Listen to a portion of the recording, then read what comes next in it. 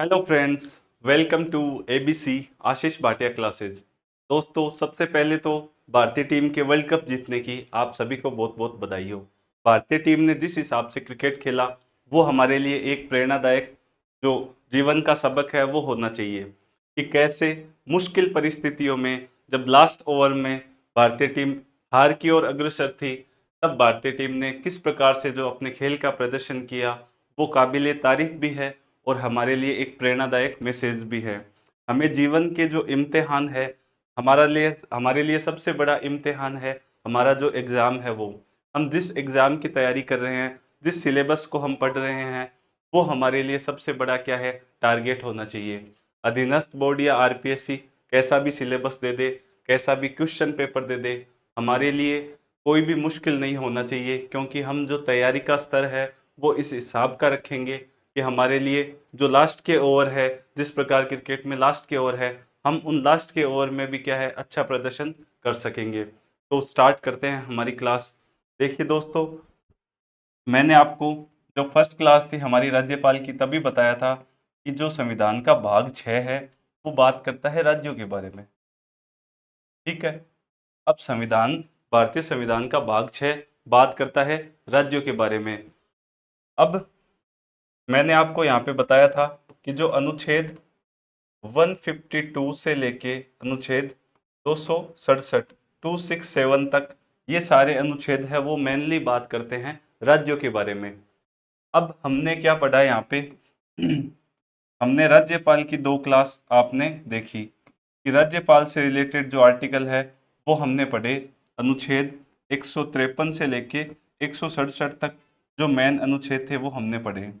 मैंने जब आपको राज्यपाल पढ़ाया तभी वहाँ एक अनुच्छेद निकल के आया था 163 कि राज्यपाल के जब हमने प्रमुख कार्य और शक्तियाँ देखी, तब मैंने आपको 163 में बताया था कि राज्यपाल है वो एक मंत्रिपरिषद की सलाह के हिसाब से काम करता है और उस मंत्रिपरिषद का मुखिया कौन होता है, वो होता है मुख्यमंत्री। तो हमने जो फर्स्ट क्लास देखी हमारी मुख्यमंत्री की, तो मुख्यमंत्री की जब बात करी मैंने नियुक्ति की, जब मैंने बात करी कि मुख्यमंत्री का जो क्या संवैधानिक प्रावधान है, तब मैंने आपको यही अनुच्छेद 163 यहाँ पे बताया था, जिसमें हमने देखा मुख्यमंत्री की नियुक्ति कौन करता है, मुख्यमंत्री के कितना कार्यकाल होता है, मुख्यमंत्री है जो वेतन कहाँ से प्राप्त करता है। और आज की क्लास है वो हमारी होने वाली है मुख्यमंत्री के कार्य और शक्तियों के बारे में। और राज्यपाल और मुख्यमंत्री से रिलेटेड जो भी फैक्ट्स बनते हैं कि किस राज्यपाल की पद पर रहते हुए मृत्यु हुई, कौन से मुख्यमंत्री के जो कार्यकाल के दौरान आपातकाल लगा, जो भी फैक्ट्स बनते हैं, जो एग्जाम में सवाल पूछे जाते हैं, उनकी पीडीएफ और एक क्लास में अलग से आपको स्पेशल कराऊंगा, जिसमें राज्यपाल और मुख्यमंत्री से रिलेटेड जो भी क्वेश्चन आए हुए हैं, जो भी फैक्ट्स पूछे गए हैं, वो सारे हम वहाँ पे करने वाले हैं। आज हम देखते हैं मुख्यमंत्री के कार्य और शक्तियां, और हम पढ़ेंगे जो मंत्रिमंडल है, मंत्री परिषद है, उनके बारे में पढ़ेंगे कि ये मंत्री परिषद जो टर्म है वो क्या है, मंत्रिमंडल यानी कैबिनेट क्या है, राज्य मंत्री क्या है, संसदीय सचिव क्या है, उप मंत्री क्या है, वो सारी चीजें आज की क्लास में हम देखने वाले हैं। तो देखिए दोस्तों, मुख्यमंत्री के कार्य और शक्तियां देखते हैं। सबसे पहली चीज, मैंने आपको जब मुख्यमंत्री पढ़ा रहा था तब मैंने ये बताया कि राज्यपाल है वो कार्यपालिका का औपचारिक प्रमुख है। तो फिर वास्तविक प्रमुख कौन हुआ?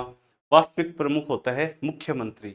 मुख्यमंत्री एक पावरफुल पद है, एक शक्तिशाली पद है, जो किसी भी राज्य में सारे प्रशासनिक कार्य है वो संपन्न करवाता है। अब देखिए, मैंने आपको बताया मुख्यमंत्री वास्तविक प्रमुख है। अब मुख्यमंत्री एक टीम का कप्तान है। राज्यपाल ने एक मुख्यमंत्री को एक टीम का कप्तान बनाया है कि आप बहुमत जो दल है उसका ये क्या है, मुख्यमंत्री नेता। अब उस कप्तान को चाहिए टीम। तो सबसे पहला और इम्पोर्टेंट कार्य मुख्यमंत्री का क्या हो गया, वो है मंत्री परिषद का गठन। कि मैं जिस टीम का कप्तान हूं उस टीम में मुझे योग्य खिलाड़ी चाहिए, जिनकी वजह से मैं क्या है, राज्य में अपना प्रशासन चलाऊंगा। तो सबसे पहला और इम्पोर्टेंट कार्य हो गया मंत्री परिषद का गठन।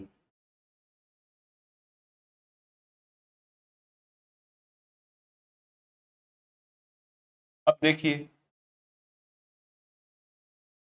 मैंने अनुच्छेद बताया 163, जो हमने पढ़ा राज्यपाल में भी और मुख्यमंत्री में भी। ठीक है, तो मैंने आपको ये बताया कि जो राज्यपाल है वो सारे कार्य मंत्री परिषद की सलाह पे करता है, और उस मंत्री परिषद का मुखिया कौन होता है? मुख्यमंत्री। यानी कप्तान को चाहिए खिलाड़ी, तो मंत्री परिषद का हम कर रहे हैं गठन। यहाँ पे सबसे पहला मुख्यमंत्री का इंपॉर्टेंट कार्य। अब देखिए, मंत्री परिषद का गठन मुख्यमंत्री नहीं करता है, मंत्री परिषद का गठन करता है राज्यपाल, और राज्यपाल सलाह लेता है मुख्यमंत्री की। तो हम यहाँ पे क्या लिखेंगे कि राज्यपाल सीएम की सलाह पर गठन करता है। ठीक है, सबसे पहला कार्य क्या हो गया? मंत्री परिषद का गठन करना। अब देखिए, अगला कार्य देखते हैं,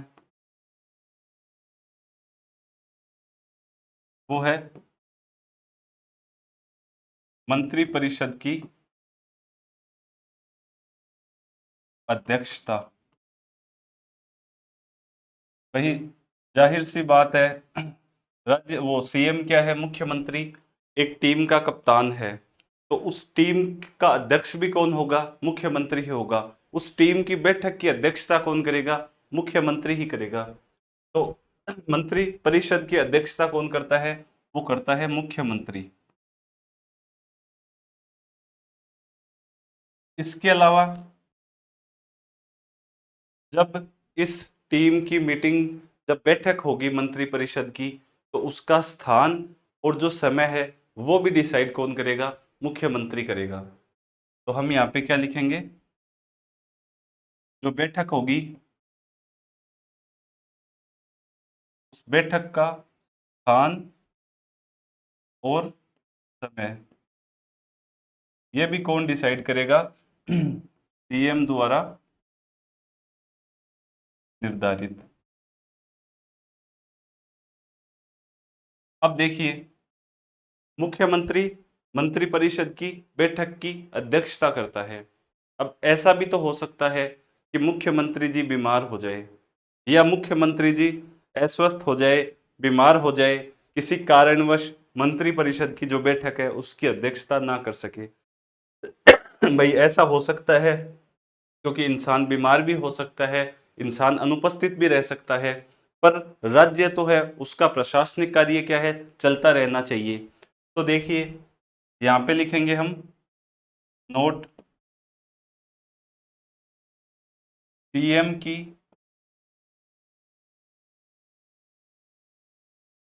अनुपस्थिति में बैठक की अध्यक्षता कौन करेगा? जो सबसे वरिष्ठ मंत्री होगा वो क्या है? बैठक की अध्यक्षता करेगा। सबसे वरिष्ठ मंत्री। भाई इस मंत्री परिषद में जो सबसे वरिष्ठ मंत्री होगा वो क्या है? बैठक की अध्यक्षता करता है।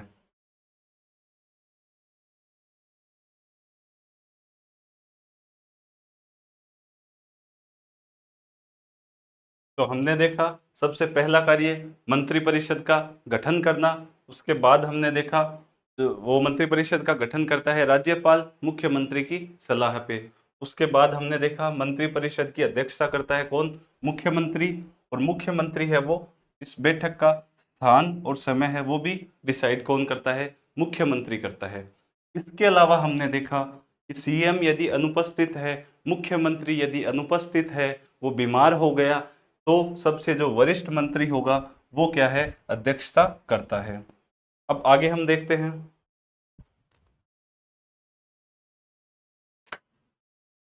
एक बार आप स्क्रीनशॉट लेना चाहे तो ले सकते हैं।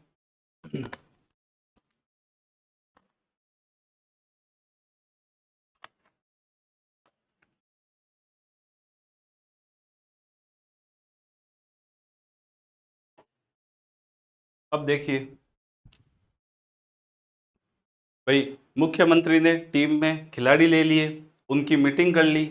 अब खिलाड़ियों को अपने दायित्व है वो भी सौंप दिए जाए कि भाई आपको बैटिंग करनी है, फर्स्ट डाउन पे आपको ओपनिंग करनी है, आपको फर्स्ट ओवर डालना है, आपको इस जगह पे फील्डिंग करनी है। तो ये सारी चीज़ें जब मंत्रियों को सौंप दी जाती है तो उसको हम बोलते हैं कि विभागों का आवंटन करना, कि किस मंत्री को कौन सा विभाग दिया जाएगा। तो अगला हम देखते हैं।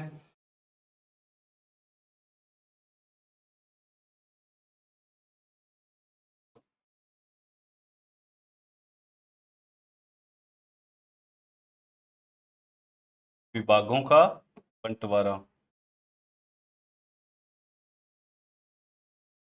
भाई जैसे ही मुख्यमंत्री क्या है, शपथ लेता है, राज्यपाल शपथ दिलवाता है, फिर राज्यपाल को मुख्यमंत्री एक सूची देता है कि सर मेरे ये खिलाड़ी होंगे और इनको ये विभाग दिए जाएंगे। अब जनरली क्या होता है, मुख्यमंत्री जी स्वयं भी अपने पास में कुछ महत्वपूर्ण विभाग है वो रखते हैं। ठीक है, गृह रख लिया, मान लीजिए वित्त रख लिया उन्होंने, या फिर कुछ डिपार्टमेंट रख लिए। उसके बाद क्या है, वो अन्य मंत्रियों को भी क्या है, विभाग सौंप दिए जाते हैं। अब देखिए यहाँ पे जब विभागों का आवंटन होता है तो उसमें मुख्यमंत्री है वो सबसे निर्णायक भूमिका निभाता है। जनरली क्या होता है कि जो बड़े राजनीतिक दल होते हैं वो जातिगत, धार्मिक, क्षेत्रीयता, इन सब को ध्यान में रखते हुए क्या है, मंत्रियों की नियुक्ति करते हैं कि भाई पार्टी आला कमान का आदेश आ गया ऊपर से कि पूर्वी राजस्थान से एसटी समुदाय से मुख्यमंत्री वो मंत्री बनाया जाना चाहिए। फिर वेस्टर्न राजस्थान है, वहां से मान लीजिए एक ओबीसी मंत्री आना चाहिए, या फिर इस धार्मिक आधार पे कि यदि माइनॉरिटीज है तो एक मंत्री हम माइनॉरिटीज से ले लेते हैं, एक अनुसूचित जाति से ले लेते हैं, महिला को ले लेते हैं।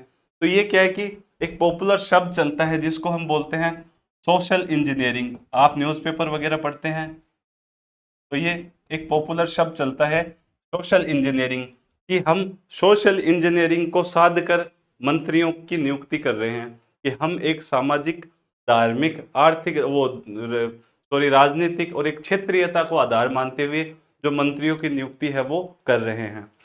तो मैंने आपको क्या बताया, विभागों का बंटवारा, राज्यपाल स्वीकृति देता है, मुख्यमंत्री एक सूची राज्यपाल को देता है। अब अगला कार्य हम पढ़ते हैं।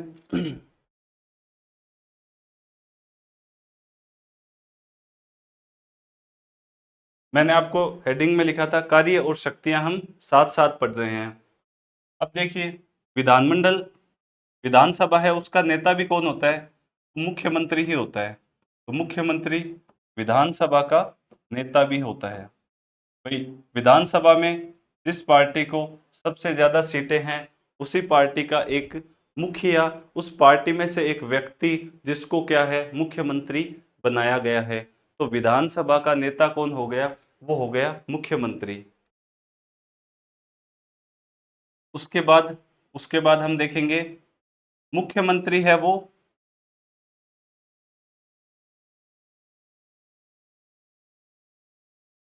राज्यपाल और मंत्रिपरिषद के बीच की कड़ी है एक।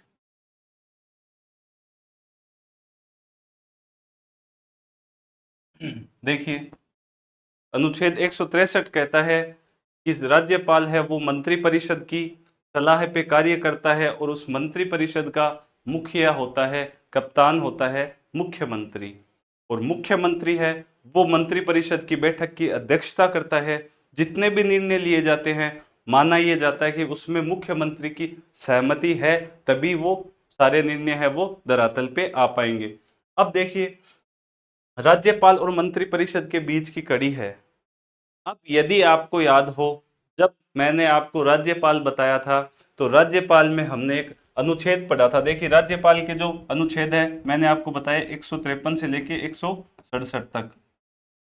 अब देखिए, आपको अनुच्छेद है वो कम से कम एक सीक्वेंस में उंगलियों पे याद हो जाने चाहिए कि यार जो राज्य है वो 152 से लेके 267 तक के अनुच्छेद है, उस वो राज्य के बारे में बताते हैं। यानी राज्य के बारे में जो अनुच्छेद है संविधान में वो 152 से 67 तक के हैं।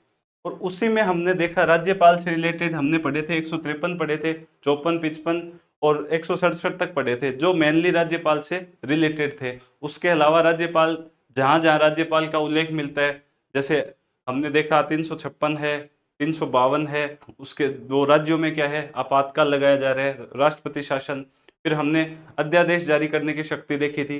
तो वो कुछ अलग अनुच्छेद थे, पर हमने यहाँ पे एक इंपॉर्टेंट अनुच्छेद देखा था। उस अनुच्छेद का नाम है 163। ये 163, वो 167, सॉरी, ये 167 जो अनुच्छेद है 167, ये क्या बता रहे हैं? ये बता रहे हैं कि यदि राज्यपाल मुख्यमंत्री से राज्य से रिलेटेड कोई सूचना मांगता है तो मुख्यमंत्री का दायित्व होगा, कर्तव्य होगा कि वो राज्यपाल को ऐसी सूचना उपलब्ध करवाए। जब हमने राज्यपाल पढ़ा तब हमने राज्यपाल की शक्तियों में ये चीज देखी थी कि राज्यपाल मुख्यमंत्री से राज्य से संबंधित कोई भी सूचनाएं मांग सकता है। तो देखिए दोस्तों, अनुच्छेद 167 में हम क्या देखते हैं कि जो राज्यपाल है वो सीएम से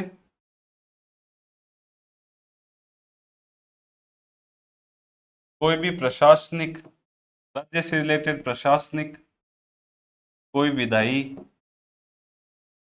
ये सूचनाएं क्या है, मांग सकता है। और सीएम का क्या है, सीएम का कर्तव्य बनता है कि वो राज्यपाल को ऐसी सूचनाएं क्या है, उपलब्ध करवाए। तो मंत्री परिषद है उसकी सलाह पे काम करता है। मुखिया कौन है? मुख्यमंत्री। तो मंत्री परिषद और राज्यपाल के बीच की कड़ी कौन हो गया? वो हो गया मुख्यमंत्री। मुख्यमंत्री राज्य से रिलेटेड कोई भी सूचनाएं हैं, प्रशासनिक विधायी सूचनाएं, वो सब राज्यपाल है वो मुख्यमंत्री से मांगता रहता है। तो अनुच्छेद 167 हमने देख लिया। राज्यपाल क्या है, वो मुख्यमंत्री कौन है? राज्यपाल और मंत्रिपरिषद के बीच की एक कड़ी है। और मुख्यमंत्री राज्यपाल का प्रमुख परामर्शदाता होता है। राज्यपाल का प्रमुख परामर्शदाता। राज्यपाल राज्य से रिलेटेड कोई भी चीजें है वो मुख्यमंत्री से परामर्श लेता है कि भाई राज्य में क्या हो रहा है। और आप देखते हो जब मुख्यमंत्री होते हैं वो बार बार राज्यपाल से मिलते रहते हैं, क्योंकि राज्यपाल केंद्र सरकार का एक क्या है, एजेंट है, जो केंद्र और राज्यों के बीच में एक एजेंट है। और मुख्यमंत्री है वो राज्य प्रशासन का क्या है, वास्तविक प्रमुख है।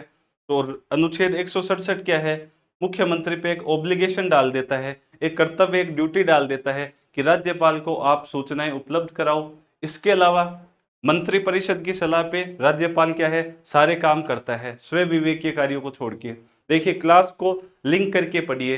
राज्यपाल पढ़ रहे हैं तो वहां नाम आ रहा है मंत्री परिषद, वहां नाम आ रहा है मुख्यमंत्री। तो यहाँ पे भी जब मुख्यमंत्री और मंत्री परिषद पढ़ेंगे तब भी क्या है, राज्यपाल नाम आएगा। अब क्या है, कोई अलग अलग तो है नहीं, संविधान संविधान के अनुच्छेद अलग अलग जगह है पर उनका क्या है, लिंक कहीं ना कहीं हो रहा है। तो देखिए 167 बोल रहा है कि सीएम पे ओब्लिगेशन है, राज्यपाल क्या है उसको सूचना मांगे तो देनी पड़ेगी।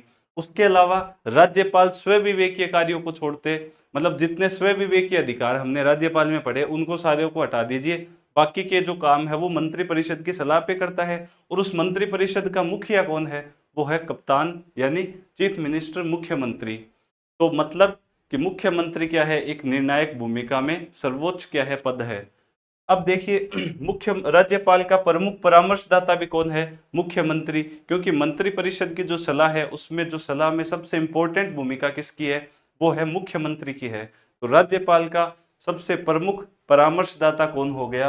वो हो गया मुख्यमंत्री, यानी सीएम सबसे प्रमुख परामर्शदाता है। तो ये आप एक बार स्क्रीनशॉट ले लीजिए इनका। ये हमने फर्स्ट में दो कार्य देखे, उसके बाद आगे ये हमने देखे।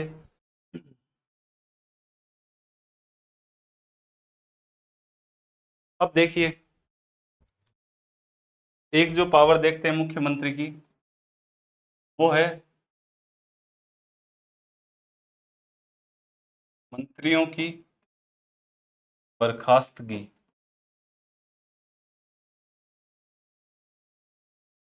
भाई आप कई बार मैच देखते हो तो किसी खिलाड़ी से मिस फील्डिंग हो गई, मान लीजिए उसकी गलती है या नहीं, कप्तान उस पे जाके चिल्ला देता है। अब खिलाड़ी सोचता है कि यार मेरा भी एक स्वाभिमान है, मैं भी खिलाड़ी हूँ, पर कप्तान है वो कप्तान है भाई, वो सेलेक्टर के साथ क्या टीम सेलेक्ट भी कर रहा है चयनकर्ताओं के साथ। तो मुख्यमंत्री का भी किसी मंत्री के साथ मतभेद हो सकता है, ऐसा स्वाभाविक है। अब मुख्यमंत्री को वो आदमी पसंद नहीं आ रहा कि मैंने इसको मंत्री बनवा तो दिया, पर ये क्या मुझे ज्यादा ही कीड़े कर रहा है मेरे कामों में, या इसकी मतलब इसके साथ मेरी ट्यूनिंग नहीं बैठ पा रही। तो मुख्यमंत्री राज्यपाल के पास जाएगा कि सर इस आदमी को आप हटा दीजिए। तो मंत्रियों की बर्खास्तगी भी क्या है, मुख्यमंत्री की एक शक्ति है। और हटाता कौन है भाई, सीधी सी बात है, जो मंत्री होते हैं वो राज्यपाल के नाम से संबोधित करते हुए इस्तीफा देते हैं, राज्यपाल उनको नियुक्त करता है, राज्यपाल ही हटाता है। तो राज्यपाल को सिफारिश करता है हटाने की,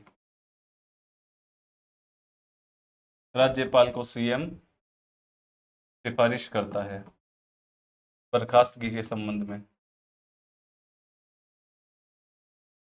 अब आपने कल का घटनाक्रम देखा होगा, किरोड़ी लाल जी मीणा ने चुनाव से पहले वादा कर दिया कि यदि इस लोकसभा चुनाव में हमारी पार्टी का उम्मीदवार नहीं जीता तो मैं अपने मंत्री पद से, कैबिनेट मिनिस्टर थे, मंत्री पद से इस्तीफा दे दूंगा।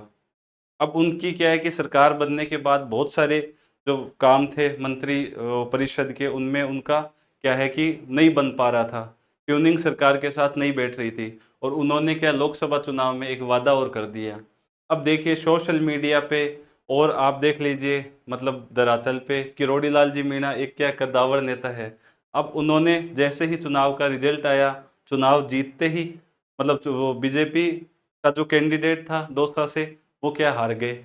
अब जैसे ही हार हुई तो किरोड़ी लाल जी ने दूसरे दिन ट्वीट करके उस आग में घी डालने का काम और कर दिया कि रघुकुल रीत सदा चली आई, प्राण जाए पर वचन न जाई। उसके बाद लोगों ने ये देखा कि भाई किरोड़ी लाल जी तो इस्तीफा देंगे। अब अंततः उन्होंने कल क्या किया, इस्तीफा दे दिया। तो मैं कहना क्या चाह रहा हूं कि मंत्रियों की बर्खास्तगी का एक मैं बता रहा हूं कि यदि मंत्री परिषद का कोई मंत्री जब मंत्री परिषद के निर्णयों से असंतुष्ट है तो वो त्याग पत्र देगा, और अपना एक कॉन्सेप्ट और यहाँ से क्लियर हो जाता है, सामूहिक उत्तरदायित्व का सिद्धांत। यानी जब मुख्यमंत्री किसी एक मंत्री को हटा रहा है तब यहाँ पे सामूहिक उत्तरदायित्व का सिद्धांत नहीं लागू होता। पर यदि कोई मंत्री मंत्री परिषद के निर्णयों से असंतुष्ट है तो वो या तो हाँ में हाँ मिलाओ, या फिर क्या है इस्तीफा दे दो, टाटा बाय बाय। तो देखिए ये हमने मुख्यमंत्री के कार्य और शक्तियां देख रहे हैं। अगला जो कार्य है वो हम देखते हैं, वो है विधानसभा का विघटन।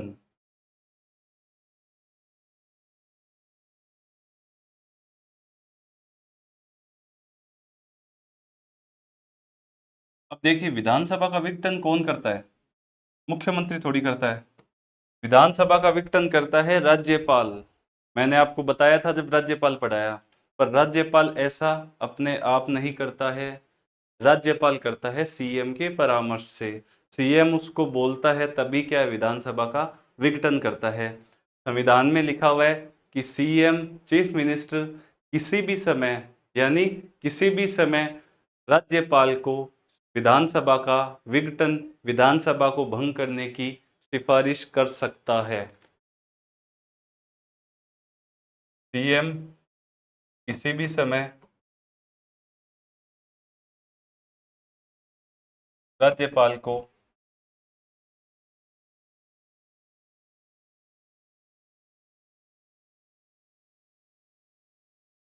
विधानसभा का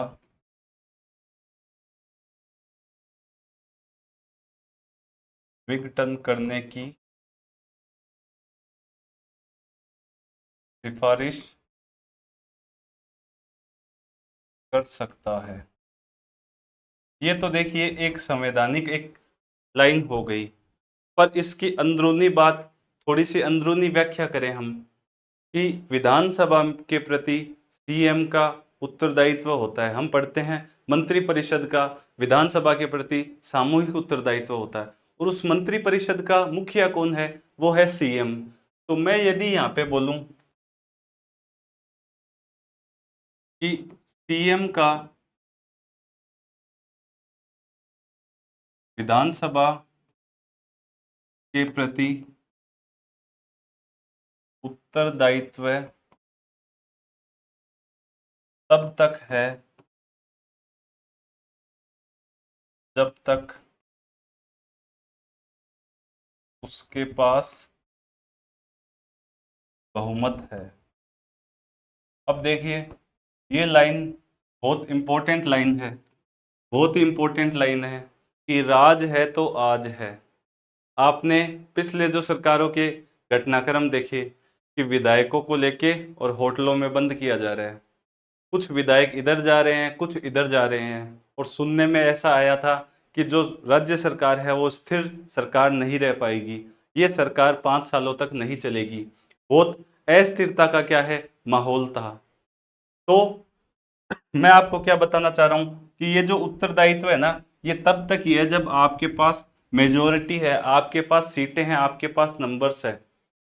राज है तो आज है, वरना मुख्यमंत्री है ना, उसका उसकी सिफारिश राज्यपाल है ना, वो अपना क्या पावर दिखाने लग जाएगा कि ये मुख्यमंत्री तो कमजोर है, इसके पास बहुमत नहीं है, मैं इसका परामर्श नहीं मानूं तो भी चलेगा। राज्यपाल थोड़ी सी अपनी मनमानी है वो करने लग जाएगा। अब देखिए, मैं यहाँ पे ये बताना चाह रहा हूं कि जब बहुमत है तब राज्यपाल क्या है, थोड़ा मुख्यमंत्री की बातें मानता है।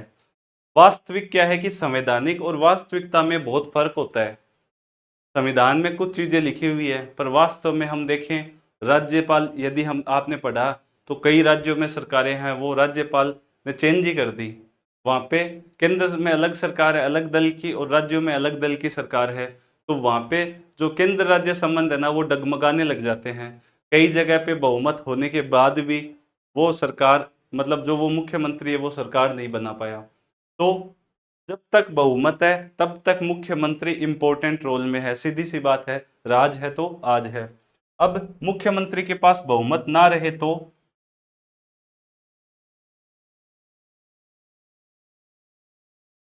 भाई, एक मुख्यमंत्री है, उसके पास बहुमत ना रहे तो, बहुमत नहीं है तो क्या सिचुएशन हो सकती है। यहाँ पे मुख्यमंत्री के सामने दो रास्ते हो सकते हैं, या तो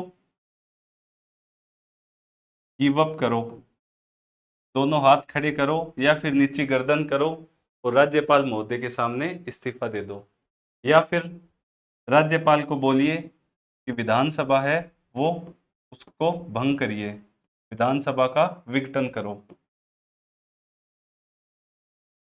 अब देखिए, राज्यपाल यहाँ पे मिरर के सामने खड़ा होकर खुद को देखता है कि मेरे पास तो अलग टाइप की शक्तियां हैं जिनको स्व विवेकीय शक्तियां बोली जाती है।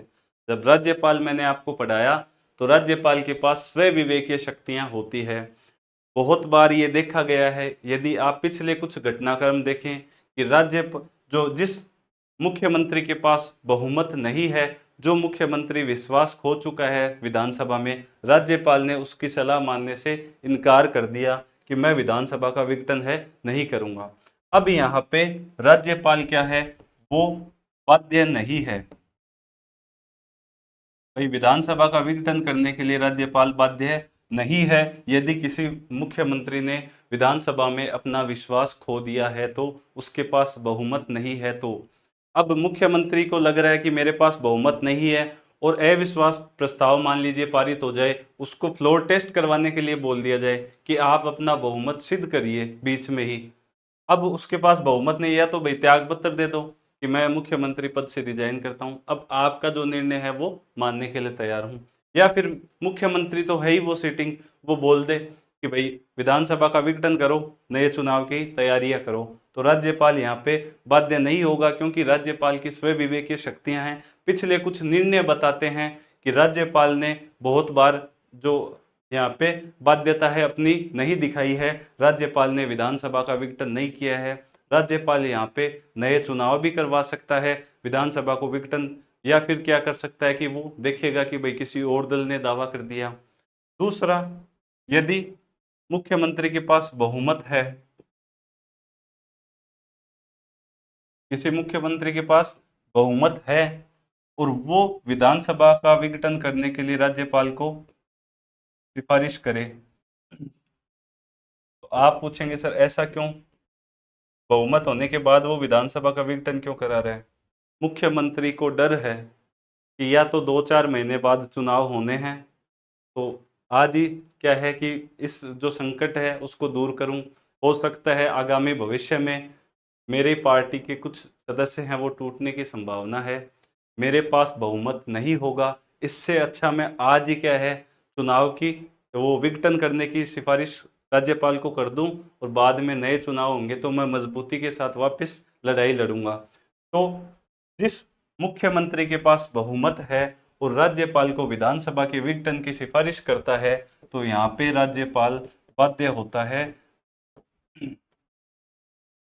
राज्यपाल यहाँ पे क्या है बाध्य होता है कि वो मुख्यमंत्री का कहना माने। मैंने क्या बताया आपको कि विधानसभा का विघटन कि मुख्य सीएम किसी भी समय राज्यपाल को विधानसभा का विघटन करने की सिफारिश कर सकता है, ये मुख्यमंत्री की एक शक्ति है। परंतु परंतु सीएम का विधानसभा के प्रति उत्तरदायित्व तब तक है जब तक उसके पास बहुमत है, उसके पास क्या है सीटें हैं। फिर मैंने आपको बताया यदि बहुमत नहीं होता तो क्या होता है, तो सीएम या तो दो रास्ते होते हैं, या तो त्यागपत्र दे दो या फिर क्या है विधानसभा का विघटन है वो करवा दो। अब यहाँ पे राज्यपाल के स्व विवेकीय शक्तियां उस पर हावी हो जाती है। पिछले कुछ घटनाक्रम हमें ये बताते हैं कि बहुत सारे राज्यों के राज्यपाल ने मुख्यमंत्री का जो सिफारिश है उसको नहीं माना। बहुमत जब तक मुख्यमंत्री के पास है तब तक वो किसी भी समय विधानसभा का विघटन करवाने के लिए राज्यपाल को बोल सकता है। तो ये हमने देखा विधानसभा के विघटन से रिलेटेड चीजें, मुख्यमंत्री की एक शक्ति। अब आप इसको या तो नोट डाउन कर लीजिए या स्क्रीनशॉट ले लीजिए।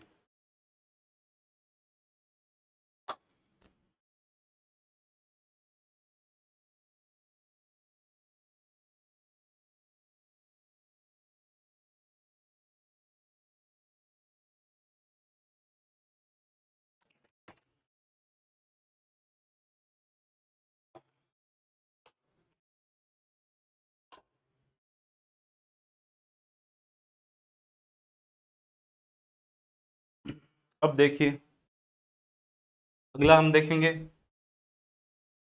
जो मुख्यमंत्री है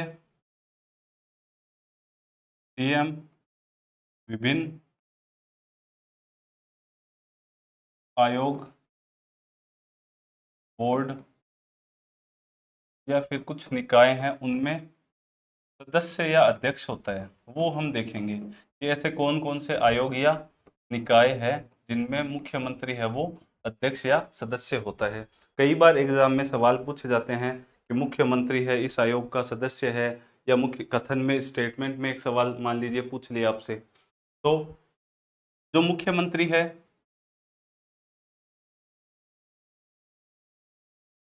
वो एक तो आपके राज्य में होता है राज्य आयोजना बोर्ड,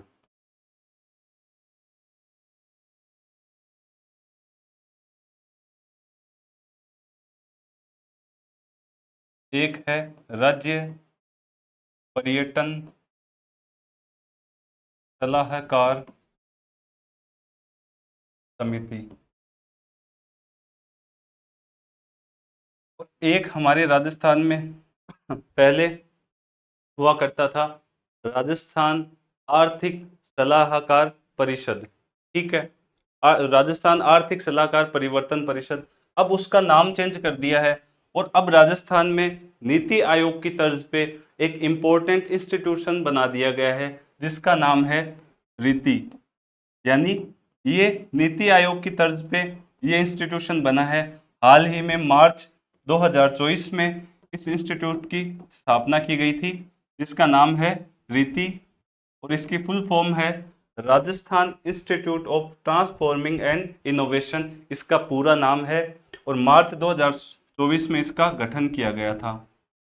ठीक है, रीति बहुत इंपॉर्टेंट है। रीति से पहले मार्च 2020 में जब अशोक गहलोत जी की सरकार थी तो राजस्थान में आर्थिक परिवर्तन सलाहकार परिषद हुआ करती थी जिसको अब समाप्त कर दिया गया है। अब क्या है रीति है। तो मुख्यमंत्री है, ये 3 इंस्टीट्यूट है, इनमें अध्यक्ष होता है इनका। ठीक है, पर्यटन आयोजना बोर्ड और रीति, Rajasthan institute for transforming and innovation, ये है रीति इंस्टीट्यूट, मार्च 2024 में इसका अभी गठन किया गया है। तो राज्य में नीति आयोग की तर्ज पे ऐसा एक वो इंस्टीट्यूट है, उसका अभी गठन किया गया है। अब जो मुख्यमंत्री है वो एक आपने नाम सुना होगा, अंतरराज्यीय परिषद। अंतरराज्यीय परिषद एक आपके नीति आयोग है, एक है राष्ट्रीय विकास परिषद।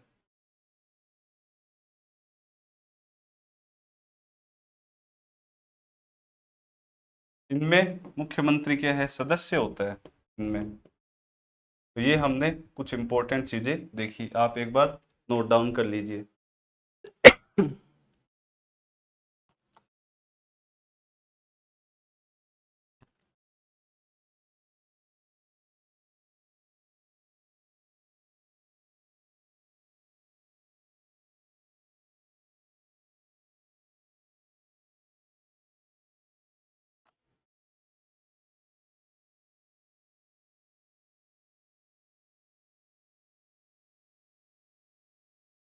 अब हम पढ़ते हैं मंत्रिपरिषद, जिसको बोलते हैं काउंसिल ऑफ मिनिस्टर्स। सबसे इंपॉर्टेंट चीज है, बहुत बार एग्जाम में सवाल पूछे जाते हैं। इतनी देर से मैं बार बार आपको बता रहा था, मुख्य वो राज्यपाल मंत्रिपरिषद की सलाह पे काम करता है, जिसका मुखिया मुख्यमंत्री होता है।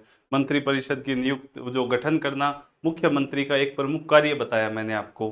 मंत्री सबसे इंपॉर्टेंट क्या है, मुख्यमंत्री की एक टीम के खिलाड़ी हैं। अब हम पढ़ते हैं मंत्रिपरिषद, काउंसिल ऑफ मिनिस्टर्स। देखिए, एक अनुच्छेद बताया मैंने आपको, जब राज्यपाल भी पढ़ाया और मुख्यमंत्री भी पढ़ाया तब।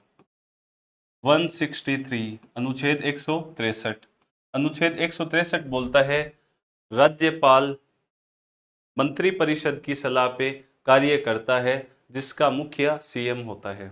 ठीक है। अब यहाँ पे हमें पता चलता है कि ये मंत्रिपरिषद क्या होती है। राज्यपाल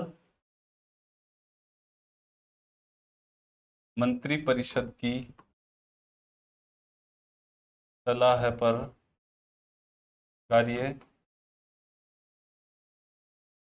करता है, इसका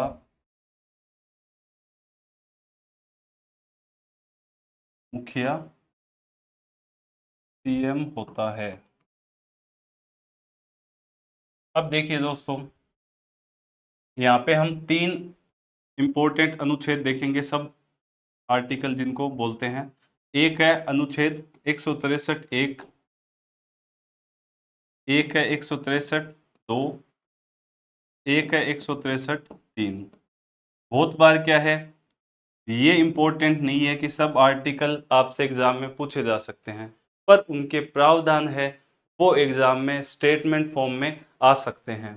देखिए, मैंने आपको बताया राज्यपाल है, मंत्रिपरिषद की सलाह पे क्या है, सारे काम करता है, जिसका मुखिया सीएम होता है। 163(1) ये बता रहा है कि राज्यपाल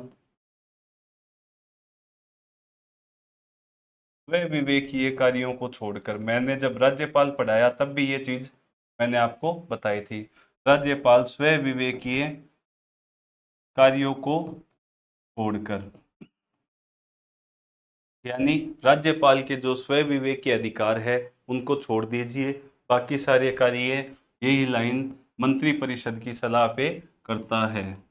163(1) क्या बताता है, राज्यपाल स्व विवेकीय कार्यों को छोड़कर मंत्रिपरिषद की सलाह पे सारे कार्य करता है। 163(2) क्या बताता है हमें कि राज्यपाल का ये जो स्व विवेकीय अधिकार है, स्व विवेकीय कार्य है, मतलब ये जो स्व विवेक है, इसकी इसको प्रश्नगत नहीं किया जा सकता। ठीक है, इस पे कोई उंगली नहीं उठा सकता।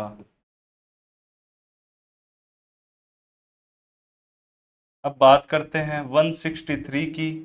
163(3) हमें क्या बताता है, ये बताता है कि राज्यपाल को मंत्रिपरिषद ने क्या सलाह दी है उसको भी प्रश्नगत नहीं किया जा सकता, किसी भी न्यायालय में उसकी उसको चुनौती नहीं दी जा सकती कि मंत्री परिषद ने राज्यपाल को जो सलाह दी है वो क्या सलाह दी है। तो हम यहाँ पे लिखेंगे मंत्री परिषद की सलाह है, ये भी क्या है, प्रसंगत नहीं हो सकती। ये 163 जो अनुच्छेद है उसके हमने 3 पार्ट, वो सब आर्टिकल हमने देखे। ये 3 चीजें हैं, एक बार आप स्क्रीनशॉट ले लीजिए।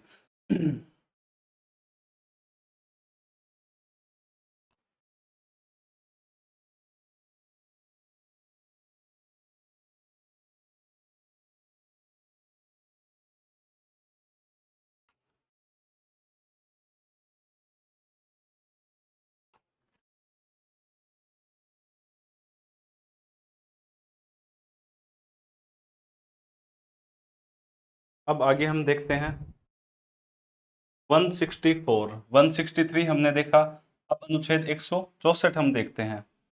देखिए, जो अनुच्छेद 164 है वो हमें बताता है कि इन मंत्रियों की नियुक्ति कैसे की जाती है, इनको शपथ कौन दिलवाता है, इनका कार्यकाल कितना होता है, योग्यताएं क्या होती है, वेतन कहाँ से मिलता है, ये सारे प्रावधान है वो यहाँ पे 164 हमें बताता है। हम देखते हैं 164(1), ये सब सेक्शन हम एक बार देखते हैं। सबसे पहला है नियुक्ति।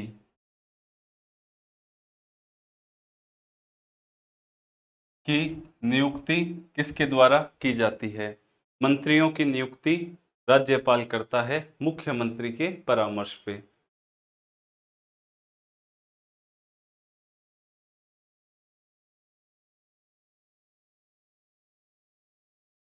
राज्यपाल द्वारा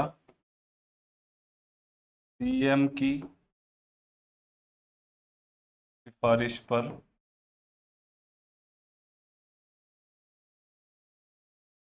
मंत्रियों की नियुक्ति की जाती है।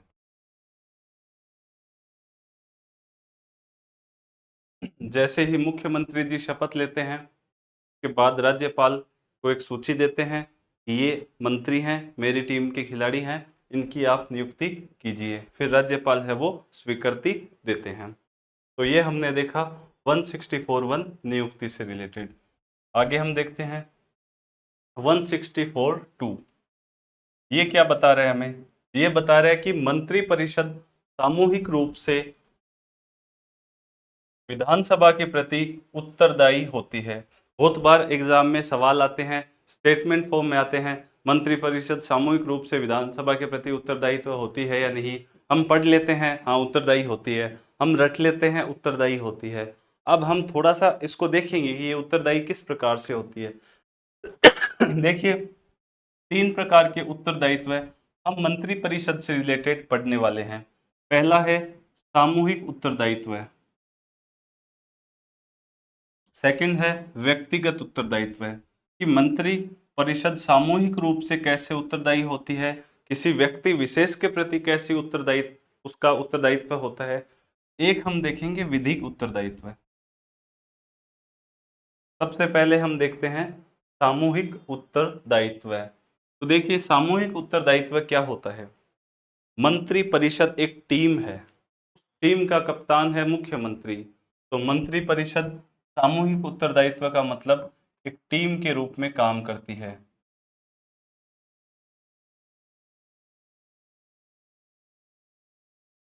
भाई अब टीम है जब, तो उसमें इंडिविजुअल चीजें इग्नोर की जाएगी, उसमें एक टीम की तरह ही उसको देखा जाएगा।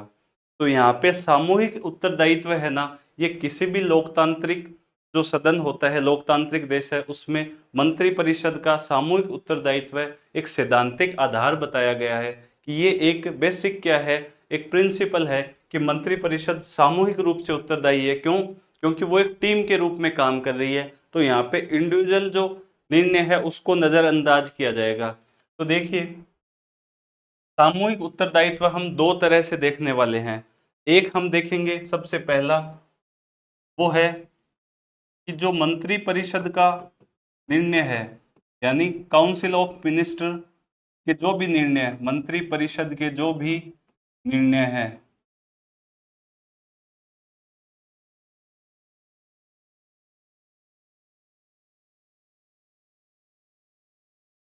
भाई मंत्री परिषद की मीटिंग होती है। अब मंत्री परिषद ने जो भी निर्णय लिया है, सभी मंत्रियों को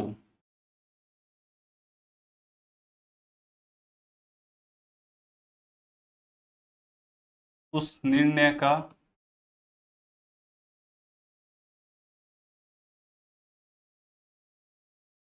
समर्थन करना आवश्यक है।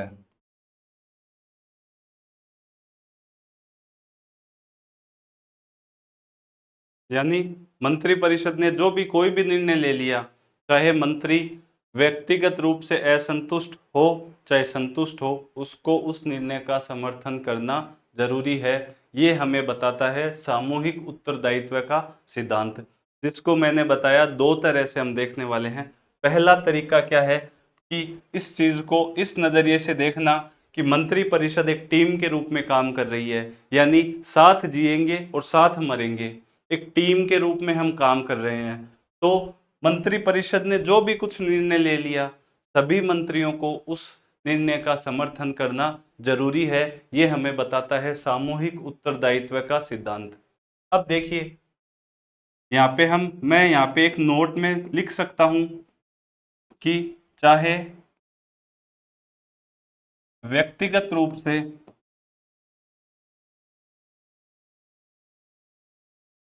कोई मंत्री संतुष्ट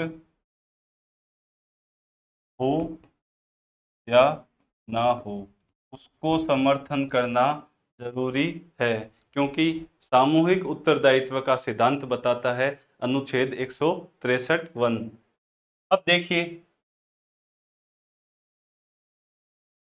अब हम बात करते हैं दूसरे तरीके की। ये दूसरा तरीका क्या है?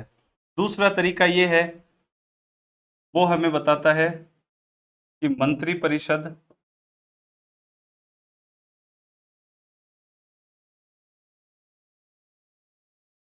विधानसभा के प्रति उत्तरदायी है। यानी मुख्यमंत्री जी ने इस्तीफा दे दिया तो सारी मंत्री परिषद इस्तीफा देगी। मुख्यमंत्री जी कौन है? कप्तान है।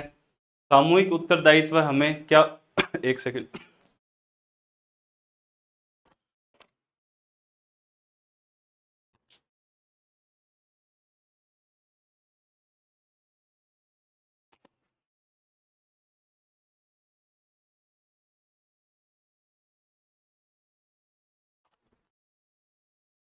अब देखिए, इस मंत्री परिषद के विरुद्ध यदि अविश्वास प्रस्ताव पारित हो जाए,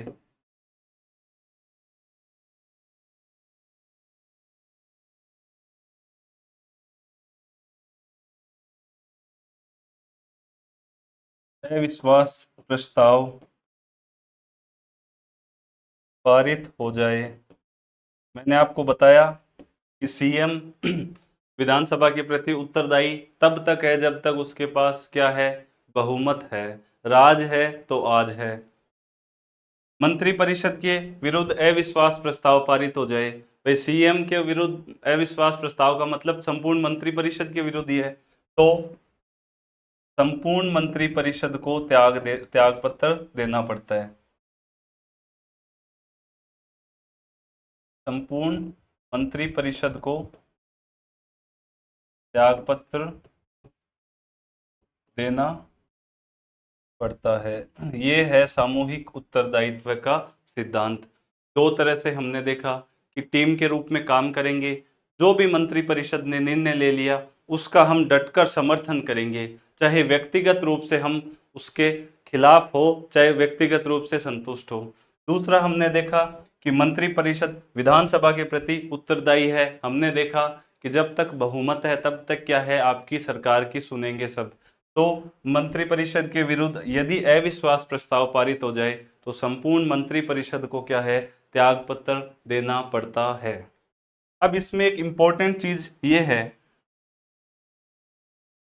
कि नोट में हम देखेंगे कि यदि कोई इंडिविजुअल मंत्री है, वो यदि मान लीजिए उसने कुछ भ्रष्टाचार कर लिया, कुछ ऐसी चीजें व्यक्तिगत रूप से, ठीक है, व्यक्तिगत रूप से उसका कोई भ्रष्ट आचरण, कुछ उस पे केस हो गया, तो उसके लिए वो व्यक्ति विशेष ही उत्तरदायी होगा, उसके लिए संपूर्ण मंत्री परिषद है वो उत्तरदायी नहीं होगी। तो वो हम नोट में आप लिख लीजिए या फिर आप समझ लीजिए इस चीज को कि कोई व्यक्ति या कोई मंत्री अपने भ्रष्ट आचरण के लिए व्यक्तिगत रूप से उत्तरदायी होगा। व्यक्तिगत रूप से यदि उस पर कोई आरोप प्रत्यारोप होते हैं तो उसमें संपूर्ण मंत्री परिषद है वो त्याग पत्र नहीं देगी, वो व्यक्ति विशेष है वही क्या है उसके लिए उत्तरदायी होगा।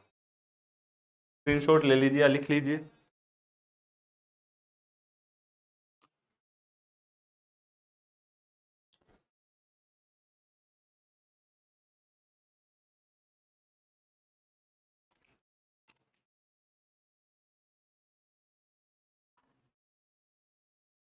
तो हम ये बोल सकते हैं कि जो मंत्री परिषद है वो सामूहिक रूप से क्या है, विधानसभा के प्रति उत्तरदायी है।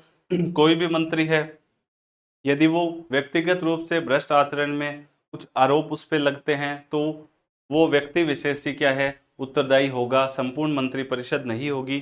दूसरा ये है कि चाहे विधानसभा के अंदर या चाहे बाहर, आपको मंत्री परिषद के निर्णयों का समर्थन करना जरूरी है। यदि आप संतुष्ट नहीं हो तो भैया इस्तीफा दो और अपने घर रवाना हो। आपको सामूहिक उत्तरदायित्व का सिद्धांत है उसको मानना पड़ेगा। मंत्री परिषद के जो निर्णय है उनका समर्थन आपको करना आवश्यक है। तो ये चीज हमने देखी।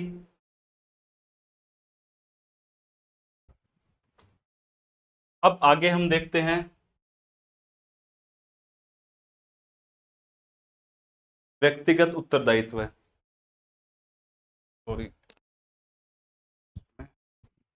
ये देखते हैं हम व्यक्तिगत उत्तरदायित्व। मैंने आपको उत्तरदायित्व तीन टाइप से बताए। पहला बताया सामूहिक उत्तरदायित्व, अब है व्यक्तिगत उत्तरदायित्व। ये व्यक्तिगत उत्तरदायित्व क्या होता है वो आप ध्यान से देखिए। देखिए, मैंने आपको बताया मंत्री परिषद है जिसमें मंत्री है।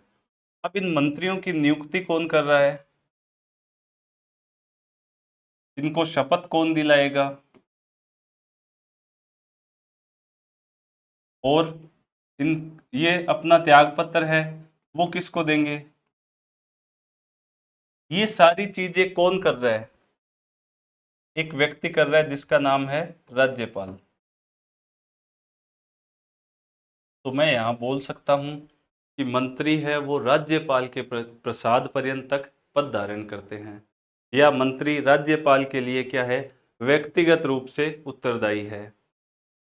इनको जब बर्खास्त किया जा रहा है वो भी कौन कर रहा है, राज्यपाल। सलाह तो सीएम दे रहा है पर सारे काम कौन कर रहा है, राज्यपाल। इसलिए मैं यहाँ पे बोल सकता हूँ कि जो मंत्री परिषद है उसका व्यक्तिगत उत्तरदायित्व किसके प्रति है, वो है राज्यपाल के प्रति। यानी मंत्री परिषद राज्यपाल के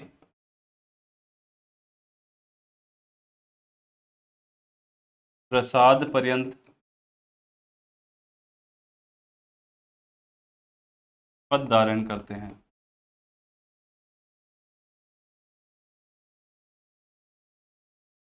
ठीक है, तो ये है क्या है, व्यक्तिगत उत्तरदायित्व है। एक बार आप स्क्रीनशॉट ले लीजिए।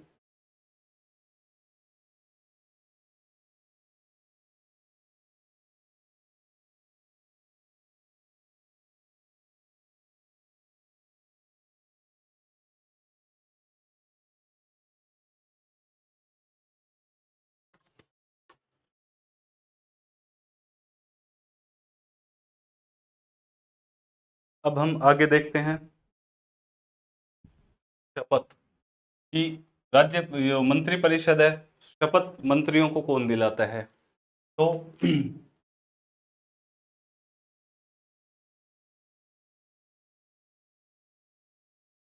मंत्रियों को शपथ राज्यपाल द्वारा दिलाई जाती है।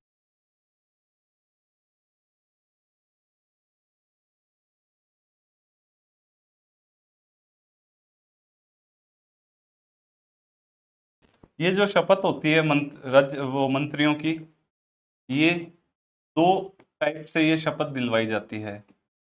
देखिए गौर से, एक होती है पद की शपथ यानी मंत्री पद की, और एक होती है गोपनीयता की।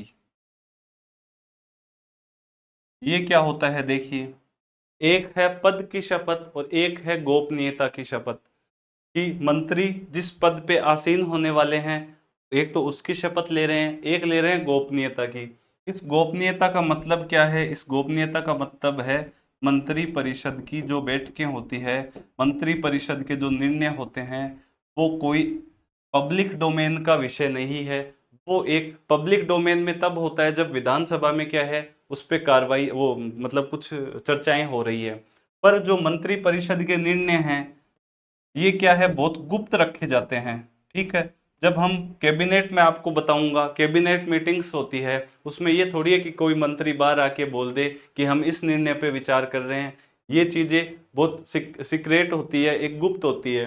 तो गोपनीयता की शपथ भी क्या है, इनको दिलाई जाती है, और पद की शपथ दिलाई जाती है। और इनकी जो शपथ है, इसका जो प्रारूप है, वो हमें मिलता है अनुसूची 3 में। संविधान की जो अनुसूची 3 है, अनुसूची 3 है, उसमें क्या है, जो शपथ है उसका प्रारूप हमें मिलता है। ये है शपथ से रिलेटेड चीजें। आगे है इनकी योग्यता या अर्हता। अब देखिए, अनुच्छेद 164 हमें बता रहा है मंत्रियों की योग्यताओं के बारे में। तो मंत्रियों की क्या योग्यताएं होती है? सबसे पहली योग्यता क्या होती है कि विधानमंडल, इसमें मैं बोल सकता हूं विधानसभा या विधान परिषद। अब राजस्थान में सिर्फ विधानसभा है, विधान परिषद है नहीं।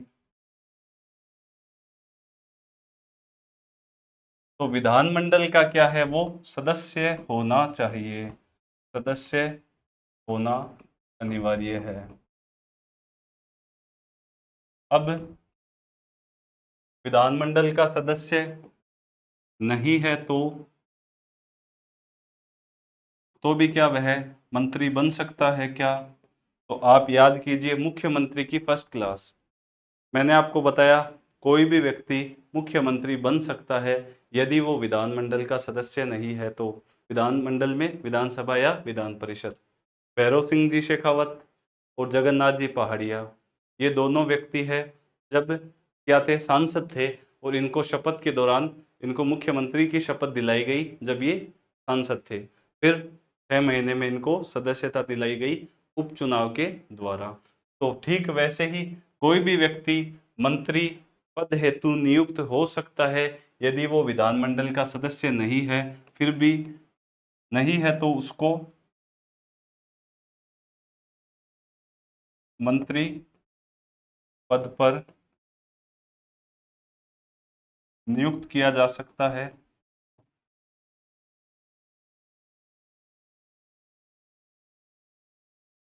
परंतु को उसे 6 माह में सदस्यता लेनी अनिवार्य है। सेम वही क्लोज जब मुख्यमंत्री पढ़ाया कि 6 माह में उसको विधानमंडल के सदन की सदस्यता लेनी अनिवार्य है। ये 6 माह का मतलब एक बार होता है सिर्फ, ऐसे नहीं कि एक बार 6 महीना गुजर गया फिर चलो अगले 6 महीने में ले लेते हैं। सिर्फ एक बार ये मौका मिलता है कि जैसे ही शपथ दिलाई गई उसके 6 महीने के भीतर आपको विधानसभा की सदस्यता लेनी अनिवार्य है। तो ये हमने देखी योग्यता। और एक इसमें, जब मैंने आपको बताया मुख्यमंत्री, भाई एक विधायक होता है वही मुख्यमंत्री या मंत्री बनता है, तो विधायक बनने के लिए न्यूनतम आयु का एक प्रावधान है, वो है 25 वर्ष। तो वो यहाँ पे भी लागू होता है। न्यूनतम आयु वो कितनी होनी चाहिए? 25 वर्ष। ये हमने दो चीजें देखी योग्यता या अर्हता के संबंध में। एक बार आप नोट कर लीजिए या स्क्रीनशॉट ले लीजिए।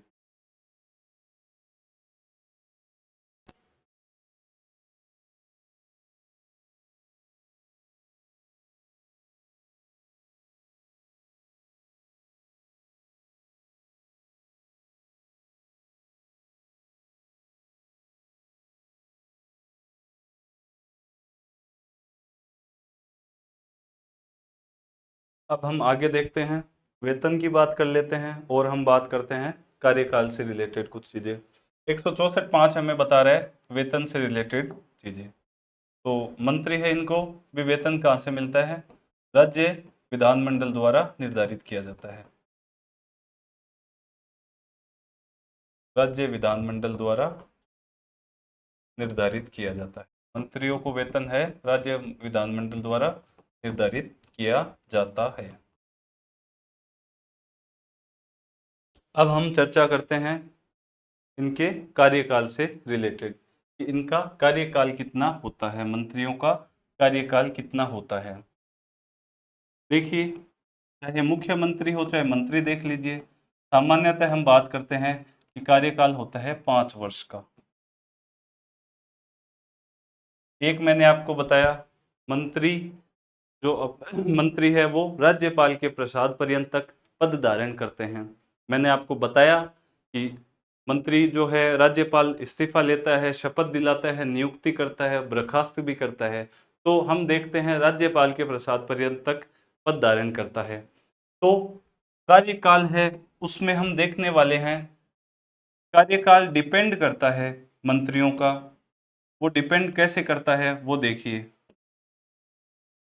कार्यकाल डिपेंड करता है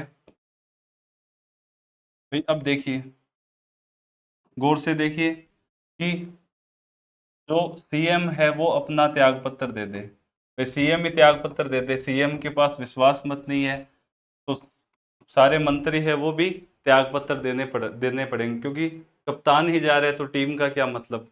या फिर आर्टिकल 356 लग जाए, राष्ट्रपति शासन, विधानसभा ही भंग हो जाएगी, तब भी क्या है, इनका कार्यकाल डिपेंड करता है कि आर्टिकल 356 लग गया, राष्ट्रपति शासन लग गया, तो सब मंत्री इस्तीफा देना पड़ेगा।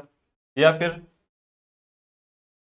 अविश्वास प्रस्ताव आ जाए भाई, तो सारी मंत्री परिषद है उसको क्या है, इस्तीफा देना पड़ता है। ठीक है, मुख्यमंत्री विधानसभा के विघटन करने के लिए बोल दे तो क्या मंत्री पद पे बने रहेंगे? तो कार्यकाल डिपेंड करता है कि क्या सिचुएशन चल रही है। सामान्यतः 5 वर्ष, और राज्यपाल के प्रसाद पर्यंत क्या है, मंत्री पद धारण करते हैं। ये चीज हमने कार्यकाल से रिलेटेड देखी।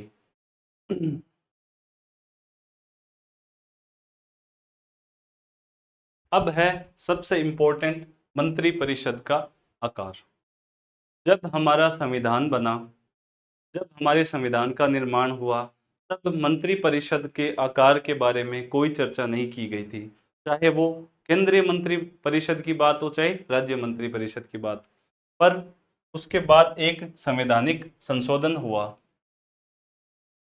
उस संवैधानिक संशोधन ने क्या है कि जो मंत्री परिषद है उसका आकार है वो तय किया कि भाई इतने मंत्री हैं, वो एक लिमिट बता दी कि इतने ही होने चाहिए।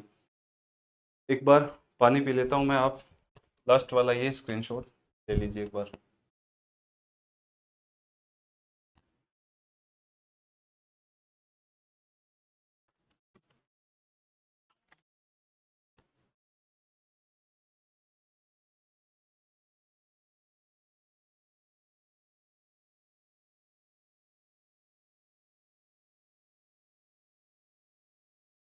अब देखिए, हम देख रहे हैं मंत्री परिषद का आकार।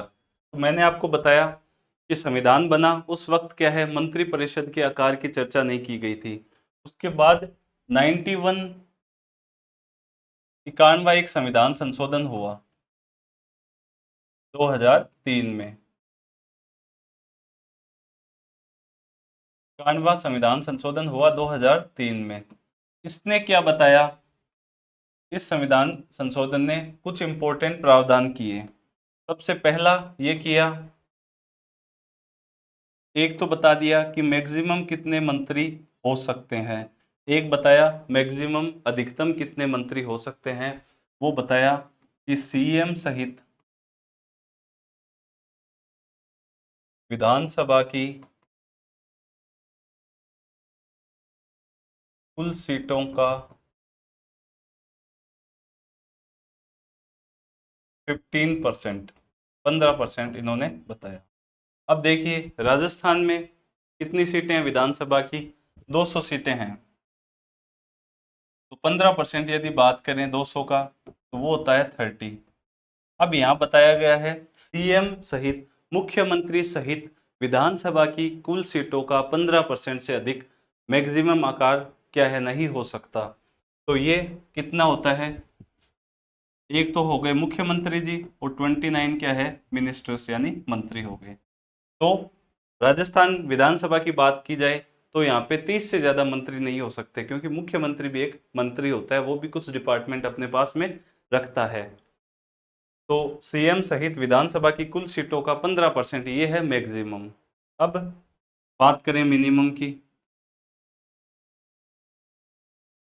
तो मिनिमम आकार यहाँ पे क्या बताया गया है, मिनिमम आकार ये बताया गया है कि सीएम सहित 12 से अधिक वो 12 से कम क्या है, मंत्री नहीं हो सकते किसी भी राज्य में, ठीक है। तो सीएम सहित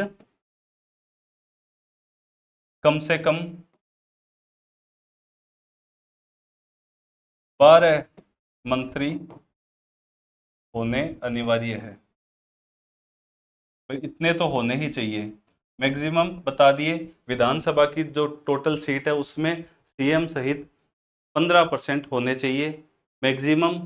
न्यूनतम बताया है मिनिमम, सीएम सहित 12 मंत्री तो क्या है, होने ही चाहिए, यानी एक तो सीएम हो गया और 11 क्या है, मंत्री हो गए, कम से कम 12 तो होने ही चाहिए। और मैक्सिमम बता दिया, जिस विधानसभा में जितनी सीटें हैं कुल सीटें, उनका आप 15% है वो बना सकते हैं। अब एक प्रावधान ये है कि यदि छोटे राज्य है जहाँ पे 40 से कम विधानसभा की सीटें हैं, तो वहां पे बताया कि न्यूनतम 10 मंत्री तो सीएम सहित होने ही चाहिए।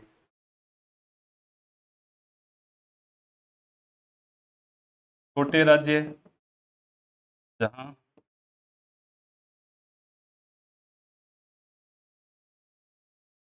विधानसभा की 40 सीटों से कम संख्या है,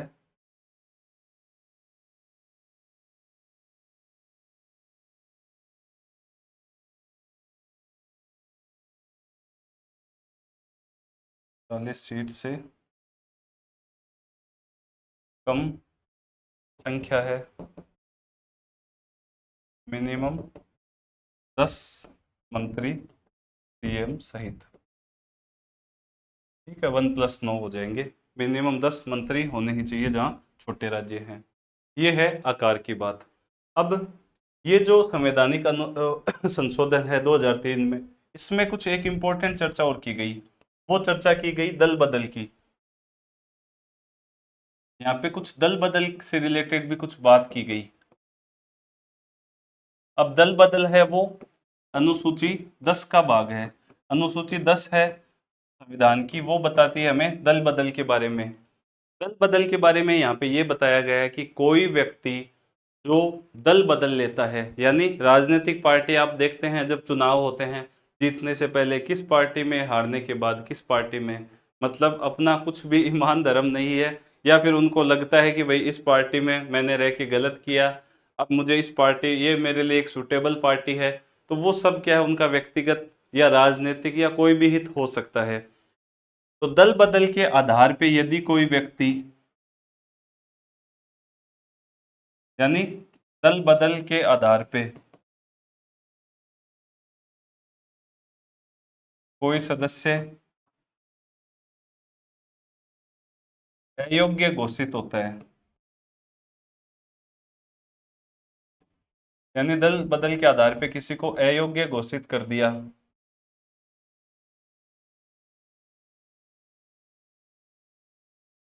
तो उस व्यक्ति को एक तो क्या है, वो मंत्री नहीं बन सकता, मंत्री पद हेतु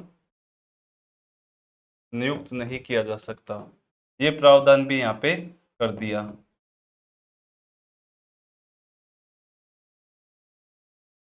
दूसरा, वो कोई भी राजनीतिक लाभ नहीं ले सकता वो व्यक्ति, भाई उसको कोई और राजनीतिक कोई बोर्ड वोर्ड आयोग में कहीं पे सेट कर दें तो वैसा भी वो लाभ नहीं ले सकता, कोई भी राजनीतिक लाभ नहीं ले सकता यदि दल बदल के आधार पे वो व्यक्ति अयोग्य घोषित कर दिया गया है तो।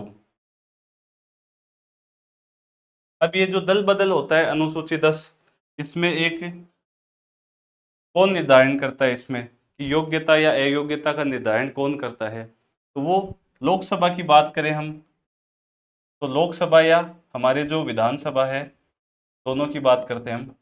लोकसभा या विधानसभा दोनों में अध्यक्ष जो है वो डिसाइड करता है दल बदल से रिलेटेड जो प्रावधान होते हैं उनमें अध्यक्ष अध्यक्ष विधानसभा में और लोकसभा अध्यक्ष लोकसभा में क्या है दल बदल का निर्धारण करता है।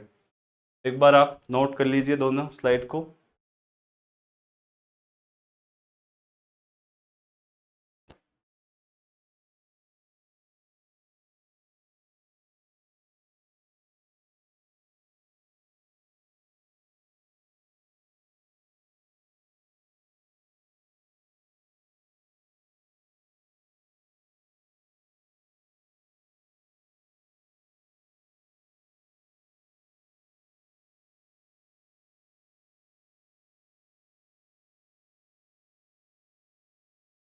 अब हम देखते हैं सबसे इंपॉर्टेंट चीजें कि ये जो मंत्री परिषद है काउंसिल ऑफ मिनिस्टर, इसकी हम संरचना की बात करते हैं कि ये संरचना इसकी कैसी होती है। अक्सर ये सवाल जब अखबार में पढ़ते हैं कि कैबिनेट की मीटिंग हुई, मंत्री मंडल की मीटिंग हुई, तो आप सोचते हैं ये फिर मंत्री परिषद क्या है। फिर आता है कि राज्य मंत्री स्वतंत्र प्रभार, तो आप कंफ्यूज हो जाते हो। फिर संसदीय सचिव देखते हो, फिर आप देखते हो उप मंत्री देखते हो, तो आप सोचते हो कि यार ये क्या कैटेगरी है, हमें ये समझ नहीं आ रहा। बहुत बार आप देखते हो स्वतंत्र प्रभार ब्रैकेट में लिखा हुआ होता है तो आपको वो चीज़ समझ नहीं आती। वो सारे डाउट है वो आपके यहाँ पे दूर हो जाएंगे। मंत्री परिषद की संरचना की बात की जाए तो मैं देखिए मैं इस बड़े गोले को बोल दूं ये है मंत्री परिषद। ठीक है, देखिए मैंने आपको बताया राजस्थान विधानसभा की बात कर लेते हैं हम। 1+29 यानी मैक्सिमम जो आकार है वो 15% से ज़्यादा नहीं है, 200 सीटें हैं टोटल। अब ये जो 30 है मंत्री वो सारे क्या है मंत्री परिषद। ये पूरा बड़ा गोला क्या है मंत्री परिषद। अब उस बड़े गोले में एक छोटा गोला है जिसको मैं बोल रहा हूं ये है कैबिनेट। इसको मैं बोल रहा हूं राज्य मंत्री और यहां मैं लिख रहा हूं उप मंत्री। यानी इन 30 सदस्यों में से ही हमने बना दिए क्या है कि कैबिनेट के कि भाई इतने कैबिनेट के जो सबसे पावरफुल क्या है कैबिनेट है, क्योंकि जो जितने भी मेन जो डिपार्टमेंट है वो यहाँ कैबिनेट वालों को दिए जाते हैं। उसके बाद एक आते हैं राज्य मंत्री, अलग अलग भी पढ़ेंगे पर हमारे लिए इंपॉर्टेंट क्या है कि जो मंत्री परिषद है वो पूरा एक बड़ा गोला है, उसमें से ही क्या है कैबिनेट यानी मंत्रिमंडल बनाया जाता है। तो मंत्री परिषद क्या है आकार में बड़ा होता है और मंत्रिमंडल कैबिनेट, कैबिनेट को हिंदी में कहते हैं मंत्रिमंडल, मंत्रिमंडल मंत्री परिषद का एक भाग है। राज्य मंत्री या उप मंत्री वो भी क्या है मंत्री परिषद का ही एक भाग है। तो आपके कंफ्यूजन दूर करना है, मंत्रिमंडल और मंत्री परिषद अलग अलग होता है। मंत्री परिषद एक बड़ा भाग है, उसका ही एक भाग है मंत्रिमंडल। ठीक है, जिसको इंग्लिश में बोलते हैं कैबिनेट बोलते हैं। ठीक है, एक हम पढ़ेंगे राज्य मंत्री और एक उप मंत्री, तीनों को अलग अलग तरीके से हम देखने वाले हैं। सबसे पहले है कैबिनेट मंत्री। मैंने आपको बताया एक है मंत्री परिषद जिसको बोला काउंसिल ऑफ मिनिस्टर, और कैबिनेट मंत्री इनको बोलते हैं, कैबिनेट को क्या बोलते हैं मंत्रिमंडल। ये जो कैबिनेट है, कैबिनेट शब्द है, इसका हमारे संविधान में उल्लेख नहीं था। यानी ये जो कैबिनेट शब्द है ना इसका संविधान में कहीं पे उल्लेख नहीं था। अब हुआ क्या, जब हम बात करते हैं आपातकाल की, अभी हाल ही में जब राष्ट्रपति जी का अभिभाषण हुआ लोकसभा चुनाव के बाद, जो सत्र स्टार्ट हुआ, तब भी क्या है उसको, मतलब ये राष्ट्रपति जी ने आपातकाल की चर्चा करी, और जो सत्ता पक्ष है उन्होंने भी क्या है आपातकाल की चर्चा संसद में करी। तो राष्ट्रीय जो वो आपातकाल जब लगा था 1975 में, इंदिरा गांधी जी के द्वारा लगाया गया, तो इंदिरा गांधी जी ने क्या किया, राष्ट्रपति को बोला कि आपातकाल की घोषणा कीजिए, क्योंकि अनुच्छेद 352 है, उसमें राष्ट्रीय आपातकाल शब्द ऐसा कुछ नहीं लिखा हुआ, वहां पे लिखा हुआ है आपातकाल की घोषणा, ऐसा वाक्य एक लिखा गया है। तो राष्ट्रपति जी को बोला। अब इंदिरा गांधी जी ने क्या किया, मंत्री जो मंडल है, भाई मंत्री परिषद है, जो उनकी टीम है, उनकी सलाह ही नहीं ली, सीधे रातों रात क्या है आपातकाल लगवा दिया। आपातकाल की घोषणा हो गई। उसके बाद जब मंत्री हैं सारे वो बैठे थे बेचारे कि ये क्या हो गया, तब जाके बोला कि मैंने आपातकाल लगा दिया है। तो सारे एकदम शॉक्ड रह गए कि ऐसे कैसे, आपने आपातकाल हमसे पूछा ही नहीं। तो बोला मैं इंदिरा हूँ, मेरा नाम इंदिरा गांधी है, मैंने लगा दिया तो लगा दिया। अब जब 1975 में आपातकाल लगा, तो हमने एक वो दौर देखा। फिर आई 1977 में जनता पार्टी की सरकार। जनता पार्टी की सरकार ने आते ही सबसे पहले संविधान में कर दिया संशोधन, 44वां संवैधानिक संशोधन हुआ, और उसमें जो कैबिनेट शब्द है उसको ही डाल दिया इन्होंने। वहां पे कैबिनेट जो 352 है उसमें ये था कि कैबिनेट की लिखित सलाह के आधार पे ही आपातकाल की घोषणा राष्ट्रपति करेगा। तो देखा मजे की बात, मतलब जनता पार्टी सरकार ने एक ऐसा लूपहोल ढूंढ के लाए कि ऐसे तो कोई भी आपातकाल लगा देगा, मंत्री परिषद को पता ही नहीं है, तो यहाँ पे नाम ही लिख दिया। क्योंकि कैबिनेट क्या है, जो मंत्री परिषद है एक बड़ा गोला, उसका सबसे स्ट्रॉन्ग पार्ट कौन है, वो है कैबिनेट। जो इंपॉर्टेंट जो मिनिस्टर्स है वो कैबिनेट में मिलते हैं। तो यहाँ पे लिख दिया कैबिनेट की लिखित सलाह के आधार पे क्या है आपातकाल की घोषणा है वो राष्ट्रपति करेगा। अब यहाँ पे कैबिनेट शब्द का उल्लेख मिलता है, वो देखते हैं। तो हम देखते हैं कैबिनेट जो शब्द है इसका मूल संविधान में कहीं पे उल्लेख नहीं था। तो संविधान में उल्लेख कहाँ पे है, इसका संविधान में उल्लेख है 352 जो आर्टिकल है उसके सब सेक्शन 3 में, यहाँ पे इसका उल्लेख है कैबिनेट शब्द का। सबसे पहली चीज तो एग्जाम में पूछ सकते हैं। इसके अलावा संविधान में उल्लेख है 352 में, और कहीं नहीं है, और इसमें परिभाषित किया गया है कैबिनेट शब्द को। अब देखिए यहाँ पे शब्द क्या है, 352 में कैबिनेट जो शब्द है उसको उसकी चर्चा की गई है। मैंने आपको बताया 44वां संविधान संशोधन हुआ 1978 में, जब 77 में आई जनता पार्टी की सरकार, आते ही सबसे पहले ही चेंज यही किया। उनको टीस थी कि इंदिरा गांधी जी ने कैसे आपातकाल लगा दिया मंत्री परिषद को बिना पूछते हुए, बहुत स्ट्रांग बन गई वो तो सबसे उन्होंने अपनी टीस निकाली, और यहाँ पे क्या लिखा, शब्द शब्द लिखा यहाँ पे कैबिनेट की लिखित सलाह है।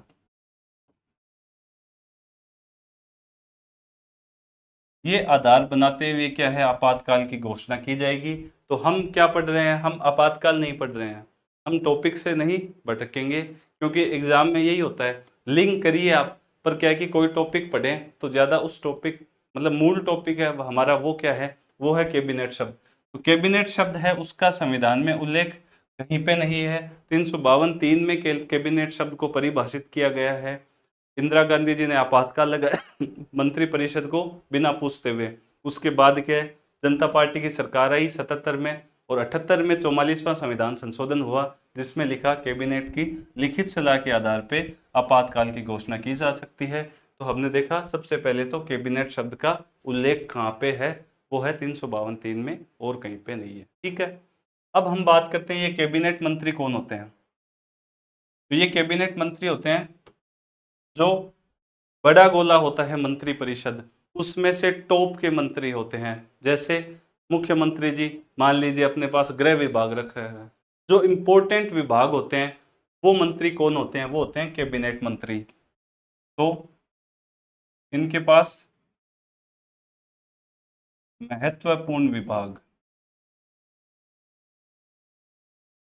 जैसे गृह हो गया आपके, ठीक है, वित्त हो गया, फाइनेंस, कृषि, ठीक है, ऐसे जो इंपॉर्टेंट डिपार्टमेंट होते हैं वो होते हैं कैबिनेट मिनिस्टर।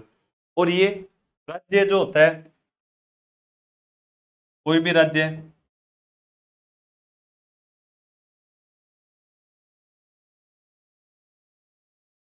जो राज्य का प्रशासनिक जो होता है उसमें मुख्य नीति निर्धारक अंग यही होते हैं। राज्य के प्रशासन में मुख्य नीति निर्धारक अंग कैबिनेट मंत्री को माना जाता है, क्योंकि सबसे जो पावरफुल जो होते हैं वो यही होते हैं। आकार में सबसे छोटा होता है ये कैबिनेट मंत्री का, पर सबसे जो पावरफुल कौन होते हैं? कैबिनेट मंत्री। और इनके निर्णय, कैबिनेट जो मंत्री होते हैं कि उनकी बैठक जो होती है वो निर्णय गुप्त रखे जाते हैं, गुप्त रखे जाते हैं। एक बार आप नोट डाउन कर लीजिए या फिर स्क्रीनशॉट ले लीजिए थोड़ा सा, तो आपके क्या है कि बाद में जब याद करो तो आपके लिए सही होगा।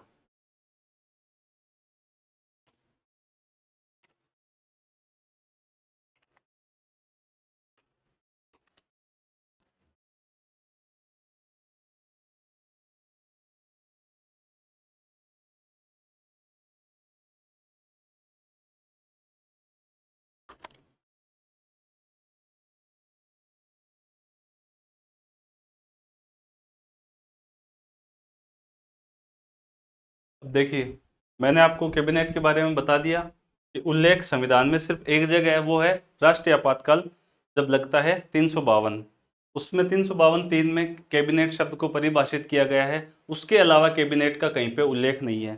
कैबिनेट होता है मंत्री परिषद का एक मुख्य भाग होता है, आकार में छोटा पर सबसे महत्वपूर्ण ये भाग है कैबिनेट मंत्री। ये कैबिनेट मंत्री, मैंने आपको यहाँ पे जो ये बताया सबसे इंपॉर्टेंट कि ये पूरा बड़ा गोला है मंत्री परिषद। ये पूरा बड़ा गोला क्या है? ये है मंत्री परिषद, जिसको हमने बोला काउंसिल ऑफ मिनिस्टर।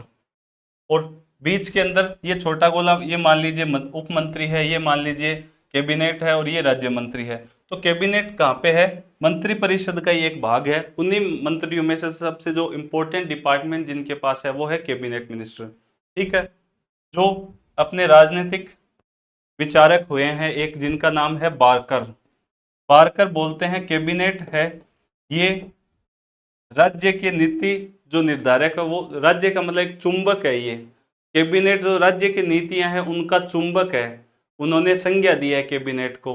और एक ब्रिटिश विद्वान हुए हैं जो पॉलिटिकल, वो बताते हैं कि जो कैबिनेट है वो राज्य रूपी जहाज का एक स्टीयरिंग व्हील है।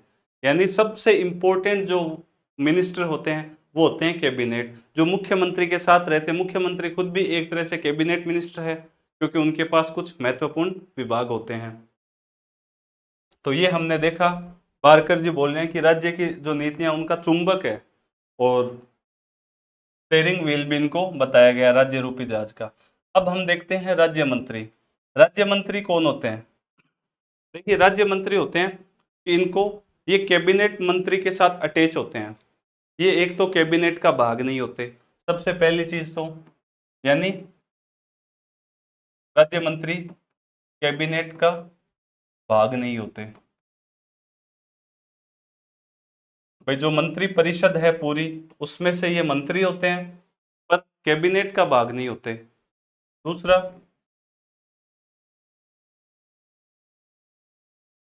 कैबिनेट से संबद्ध होते हैं ये, या फिर इनको स्वतंत्र प्रभार दिया जाता है। तो अब देखिए यहाँ पे जो राज्य मंत्री होते हैं ना, उनके आगे लिखा जाता है स्वतंत्र प्रभार। जैसे राजस्थान के ऊर्जा मंत्री देखिए आप, कौन है? राजस्थान के ऊर्जा मंत्री है हीरालाल जी नागर। अब आपने यदि देखा होगा तो ब्रैकेट में लिखा हुआ स्वतंत्र प्रभार, तो ये क्या है? राज्य मंत्री है। हीरालाल जी नागर राज्य मंत्री है, राज्य ऊर्जा मंत्री, स्वतंत्र प्रभार। तो राज्य मंत्री कौन होते हैं? कैबिनेट का भाग नहीं होते, कैबिनेट से संबंध होते हैं, या इनको स्वतंत्र प्रभार दिया जाता है। और ये कैबिनेट की मीटिंग्स में भाग नहीं लेते, कैबिनेट की बैठक में भाग नहीं लेते।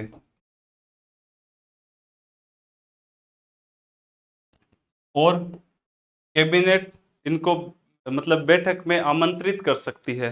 भाई मीटिंग हो रही है कैबिनेट की, कैबिनेट को लगता है कि जो राज्य मंत्री है उसको बुलाना चाहिए, तो वो आमंत्रित कर सकते हैं। तो इनको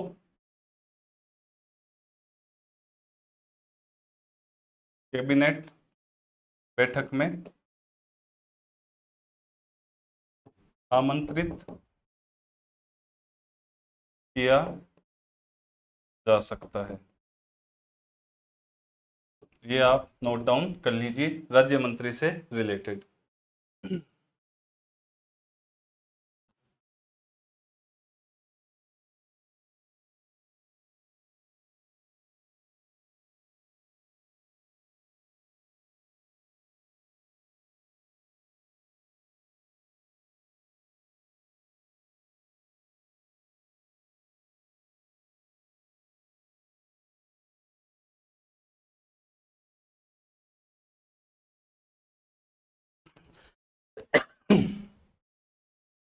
अब देखिए उप मंत्री,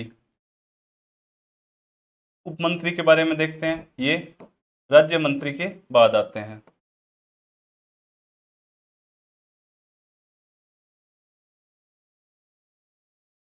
अब उप मंत्री का मेन काम क्या होता है कि कैबिनेट मिनिस्टर या स्वतंत्र प्रभार वाले राज्य मंत्री है, उनके ये सहायक के रूप में, सहायक मंत्री के रूप में काम करते हैं। इनको अलग से कोई स्वतंत्र प्रभार नहीं दिया जाता। यानी कोई कैबिनेट मिनिस्टर है, मान लीजिए, जैसे आप मान लीजिए, क्या राजस्थान में ही देख लीजिए, मंजू बागमार जी है, वो उप मंत्री है किसकी? स्टेट मतलब सार्वजनिक निर्माण विभाग में, और जो आपके women and child development department है उनकी वो उप मंत्री है। और वैसे कैबिनेट मिनिस्टर कौन है इस डिपार्टमेंट में? वो है दिया कुमारी जी, जो हमारे राजस्थान में क्या है, डिप्टी सीएम है। और उनके साथ में क्या है, उनके पास वित्त है, पर्यटन है, सार्वजनिक निर्माण विभाग है, और उनके पास जो महिला और बाल विकास विभाग है वो भी उनके पास है। और उनके सहायता के लिए एक मंत्री है, उप मंत्री, उनका नाम है मंजू बागमार जी। तो इस तरह से उप मंत्री कौन होते हैं? राज्य मंत्री के बाद आते हैं। और ये कैबिनेट या राज्य मंत्री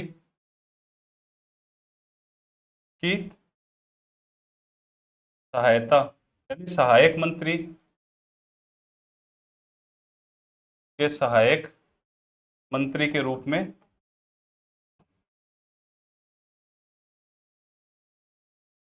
कार्य करते हैं। 1 सेकेंड।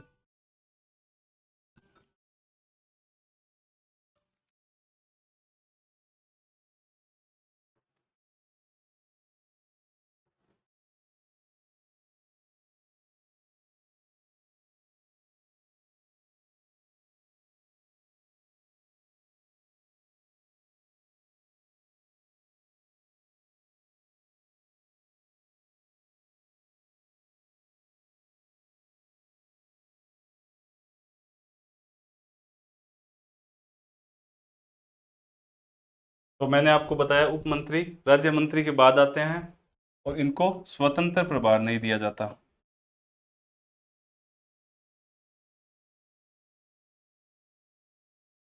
राज्य मंत्री को तो स्वतंत्र प्रभार दिया जा सकता है, पर इनको स्वतंत्र प्रभार नहीं दिया जाता। ये कैबिनेट मंत्री या फिर राज्य मंत्री उनके सहायक मंत्री के रूप में काम करते हैं। जैसे दिया कुमारी जी मैंने बताया आपको, डिप्टी सीएम है, कैबिनेट मंत्री है, सार्वजनिक निर्माण विभाग, वित्त है, उनके पास पर्यटन है, और महिला और बाल विकास विभाग है, उनकी सहायता के लिए मंजू बाघमार जी है, उनको उप मंत्री बनाया गया है सार्वजनिक निर्माण विभाग और महिला और बाल विकास के विभाग का। तो ये है उप मंत्री।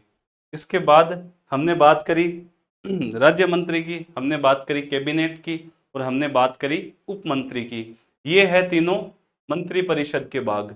और एक हम देखते हैं अक्सर, जब क्या है कि चुनाव जब होते हैं उसके बाद आप देखते हो मंत्री परिषद की जो कर दी जाती है। अब भाई विधायक तो विधायक होते हैं सारे, क्योंकि सीट संख्या में है 200 और यहाँ पे 15% की लिमिट है। अब कुछ लोग नाराज भी हो जाते हैं, तो उनको उनकी नाराजगी दूर करने के लिए कईयों को क्या है आयोग या बोर्ड का अध्यक्ष बनाया जाता है। जैसे आप देखते हैं किसान आयोग है, वित्त आयोग है, अलग अलग आयोग है, उनमें अध्यक्ष बना दिया जाता है, उनको भी राज्य मंत्री का कैबिनेट मंत्री का दर्जा प्राप्त होता है। एक है हमारे संसदीय सचिव। ये संसदीय सचिव होते हैं कि जो युवा विधायक होते हैं, युवा जोश जो युवा विधायक होते हैं, उनको क्या है कि संसदीय सचिव बनाया जाता है। एक तरह से अप्रेंटिस का काम करते हैं, प्रशिक्षु जो काम करते हैं ये, कि कोई भी विभाग के मंत्री हैं उनके साथ ये कार्य सीखते हैं एक तरह से।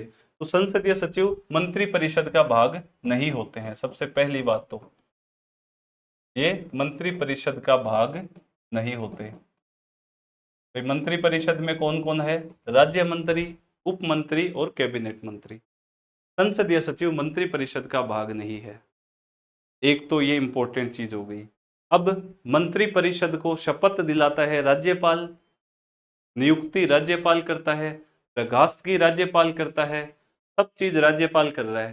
पर संसदीय सचिव है, इनकी चाहे बात करो नियुक्ति की, चाहे बात करिए शपथ की, चाहे बात कीजिए बर्खास्तगी की, ये सब काम करते हैं मुख्यमंत्री जी।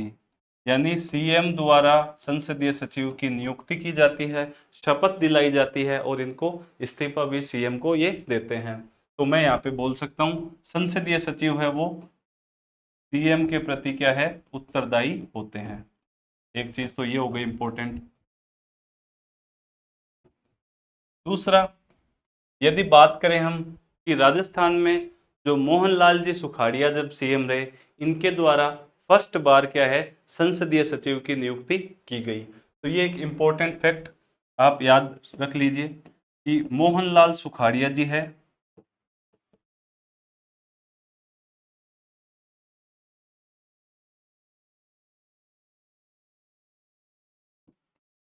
सुखाड़िया जी के समय पहली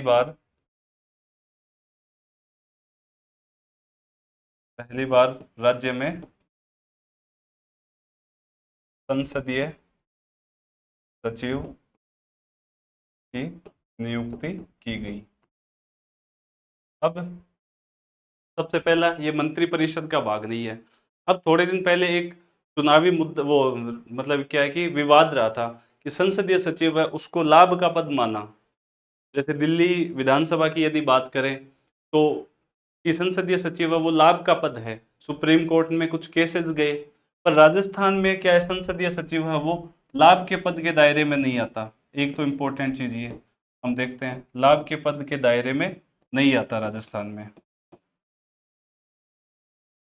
एक मोहनलाल जी सुखाड़िया के समय सबसे पहली बार क्या है संसदीय सचिव है उसकी नियुक्ति की गई। संसदीय सचिव शपथ बर्खास्त की नियुक्ति सीएम द्वारा, सीएम इनको हटाता है, सीएम ही शपथ दिलाता है और सीएम के प्रति क्या है उत्तरदायी होते हैं, और ये मंत्री परिषद का भाग नहीं होते। ये चीजें हमने देखी संसदीय सचिव के बारे में। अब आगे हम देखते हैं मंत्री परिषद के कार्य। मंत्री परिषद का सबसे मेन जो काम होता है वो है नीति निर्माण। मैंने आपको बताया शासन के 3 अंग है, विधायिका, कार्यपालिका और न्यायपालिका। विधायिका कानून बनाती है, नीतियां बनाती है, नीतियों का निर्माण करती है, और कार्यपालिका है वो है उसको जो नीतियां बनी हैं, जो कानून बने हैं उनको इम्प्लीमेंट करने का काम कार्यपालिका करती है। तो नीति निर्माण है वो क्या है सबसे इंपॉर्टेंट चीज, वो कौन करती है? मंत्री परिषद। मंत्री परिषद की सलाह के हिसाब से राज्यपाल क्या है सारे काम करता है। दूसरा है विधि और नियम निर्माण, दोनों एक ही चीजें हैं। कानूनों को लागू करना, कार्यपालिका में भी क्या है मुख्यमंत्री है, मंत्री परिषद है, ये क्या है वो उनको सारे नियम जो कानून है उनको लागू करते हैं।